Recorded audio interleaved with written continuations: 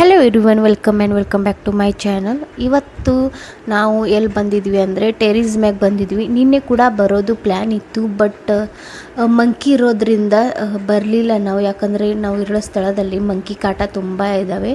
ಬರೋಕ್ಕಿಂತ ಮುಂಚೆ full check ಮಾಡ್ತೀವಿ ಮಂಕಿ ಇದ್ದಾವೆ ಅಂತ ಇಲ್ಲ. ಬಿಕಾಸ್ ವಾಪಸ್ ಮನೆ ಕಡೆ ಹೋಗ್ಬೇಕಂದ್ರೆ ಯಾವುದು ಮಂಕಿ ಕಾಟ ಇರಬಾರ್ದಂತ. ಸೊ ಈ ಎಲ್ಲ ಕಡೆ ಚೆಕ್ ಆದ ನಂತರ ಅಥರ್ವ ಕೂಡ ಬೈಕಲ್ಲಿ ತುಂಬ ಅಂದರೆ ತುಂಬ ಎಂಜಾಯ್ ಮಾಡ್ತಿದ್ದ. ಅದರ ನಂತರ ಅವನ ಜೊತೆನೇ ತುಂಬ ಆಟ ಆಡ್ತಿದ್ದೆ ನಾನು ಕೂಡ.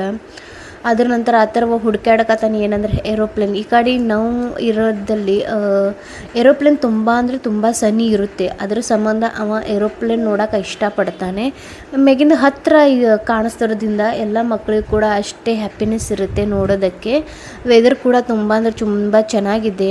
ಬಿಸಿಲು ತುಂಬ ಇಲ್ಲ, ಇರುತ್ತೆ, ಬಟ್ ಅದು ಮಧ್ಯಾಹ್ನ ಅಷ್ಟೇ ಇರುತ್ತೆ. ಬಟ್ ಈವ್ನಿಂಗ್ ಅಷ್ಟು ಇರೋದಿಲ್ಲ.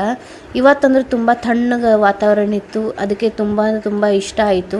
ಅದಕ್ಕೆ ಪ್ಲ್ಯಾನ್ ಮಾಡಿದ್ವಿ ಮ್ಯಾಲೆ ಹೋಗಿ ಆ ಥರ ಕೂಡ ಎಂಜಾಯ್ ಮಾಡ್ತಾನೆ. ನಾವು ಕೂಡ ವಾಕ್ ಮಾಡೋದು ಸ್ವಲ್ಪ ನಾವು ಫ್ರೆಶ್ ಆಗಬೇಕಂತ. ಯಾಕಂದರೆ ಸಂಡೇ ಮನೆಯಾಗೆ ಇದ್ವಿ, ಸ್ವಲ್ಪ ಕೆಲಸ ಇತ್ತು, ಹೊರಗಡೆ ಹೋಗಿ ಬಂದಿದ್ವಿ. ಏನು ಕೆಲಸ ಅಂದ್ರೆ ನಿಮ್ಗೆ ಮುಂದೆ ಹೇಳ್ತೀನಿ ಖಂಡಿತ.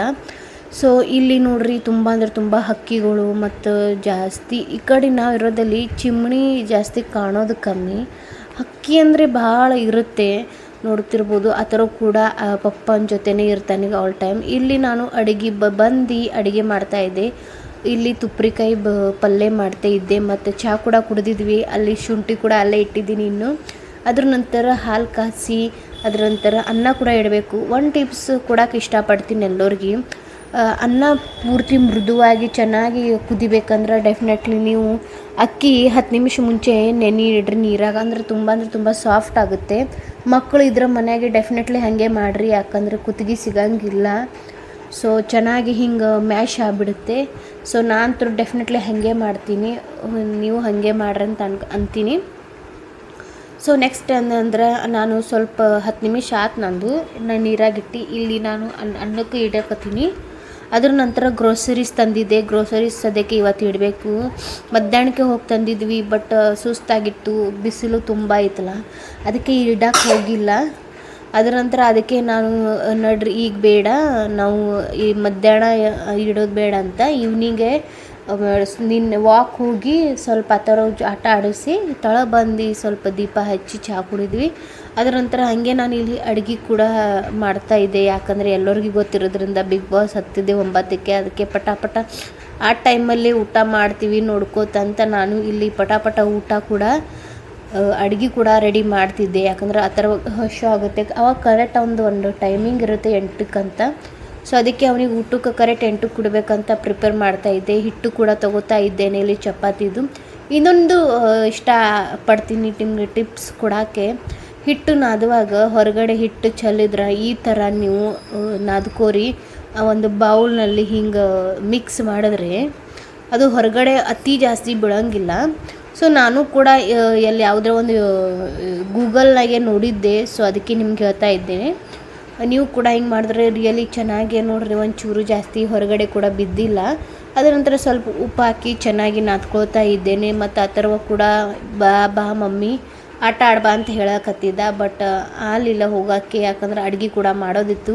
ಆಲ್ರೆಡಿ ತುಂಬ ಅಂದರೆ ತುಂಬ ಲೇಟ್ ಆಗಿತ್ತು ಅಡುಗೆ ಮಾಡೋದಕ್ಕೆ. ಒಂದು ಪಿಕ್ಚರ್ ನೋಡ್ಕೋತ ಕೂತಿದ್ವಿ, ಅದಕ್ಕೆ 8ಕ್ಕೆ ಬಂದು ಪಟ ಅಡುಗೆ ಮಾಡಿದೆ. ಅದರ ನಂತರ ಗ್ರೋಸರಿಗೆ ಸದ್ಯಕ್ಕೆ ತರಕ್ಕೆ ಹೇಳಿದ್ದೆ, ತೊಗೊಂಬರ್ರಿ ಇವಾಗೇ ಇಡ್ತೀನಂತ. ಗ್ರೋಸರಿದಾಗ ಏನು ಈ ಸರಿ ಜಾಸ್ತಿ ತೊಗೊಂಡಿಲ್ಲ, ಯಾಕಂದ್ರೆ ಇನ್ನೊಂದು ಪ್ಲ್ಯಾನ್ ಐತಿ ಹೋಗೋದು ಹಬ್ಬಕ್ಕೆ ಅಂತ, ಅದು ಕೂಡ ಶೇರ್ ಮಾಡ್ತೀನಿ. ಸೊ ಇವಾಗ ಹಿಟ್ಟು ಕೂಡ ಚೆನ್ನಾಗಿ ನಾದ್ಕೊಂಡು ಸ್ವಲ್ಪ 10 ನಿಮಿಷನೂ ಸ್ವಲ್ಪ ಇಟ್ಟರೆ ಚಪಾತಿ ತುಂಬ ಅಂದರೆ ತುಂಬ ಮೃದು ಬರುತ್ತೆ, ಸಾಫ್ಟ್ ಬರುತ್ತೆ, ಹಾರ್ಡ್ ಇರೋಂಗಿಲ್ಲ.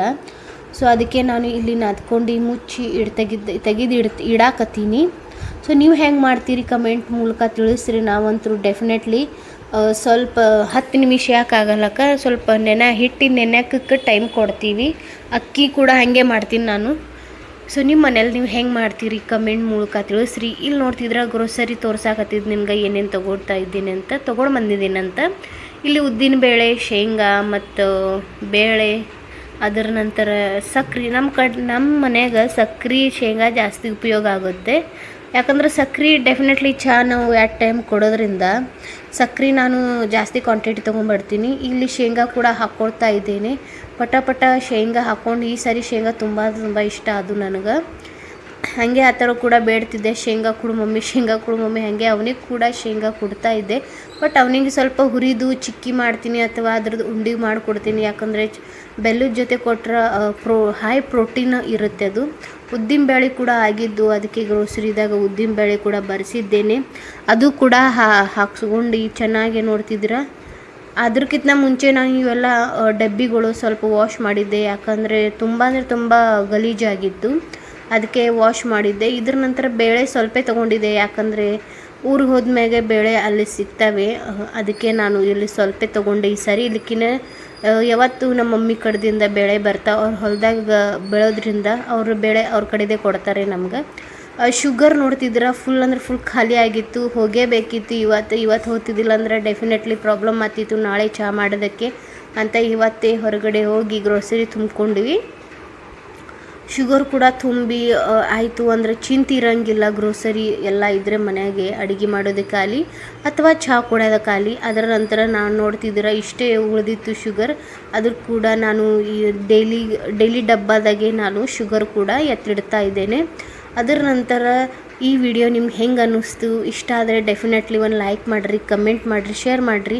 ನಿಮಗೇನಾದ್ರೂ ನನ್ನ ಕಿಚನ್ ವಿಡಿಯೋ ನೋಡಿದ್ರೆ ಡೆಫಿನೆಟ್ಲಿ ಒಂದು ಕಮೆಂಟ್ ಮೂಲಕ ತಿಳಿಸ್ರಿ. ಡೆಫಿನೆಟ್ಲಿ ನಾನು ಕಿಚನ್ ವಿಡಿಯೋ ಮಾಡ್ತೀನಿ. ನೋಡ್ತಿದ್ದೀರಾ ಊಟ ಕೂಡ ನಾವು ಫಿನಿಷ್ ಮಾಡ್ತಾಯಿದ್ದೀವಿ ಟಿ ವಿ ನೋಡ್ಕೋತು. ಈ ವಿಡಿಯೋ ಇಷ್ಟ ಆದರೆ ಲೈಕ್ ಮಾಡಿರಿ.